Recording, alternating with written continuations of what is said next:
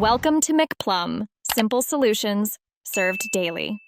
You start by readying controllers and profiles. This prevents delays when you enter the race. Plug or wirelessly pair both controllers, then launch Beach Buggy Racing and pick local multiplayer. Once both inputs register, select the split screen layout and assign player profiles so each racer keeps progress and unlocks. This ensures correct camera allocation and controller mapping. Make sure inputs don't time out. If one controller fails to show, reconnect and reopen the mode rather than restarting the console to save time. Now you choose vehicles, track, and camera to optimize split play.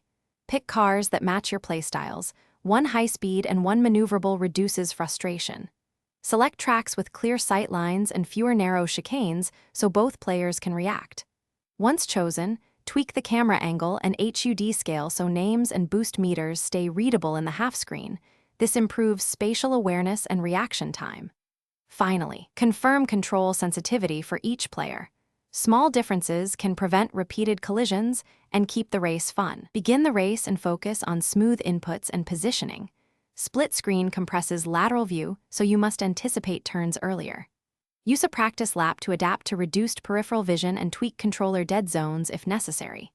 If you notice frame drops or lag, lower effects or shadow quality to restore responsiveness. This keeps both players synced. If audio or controller desync occurs, reconnect the affected controller and reload the local match. That quick reset usually restores correct mapping without losing progress.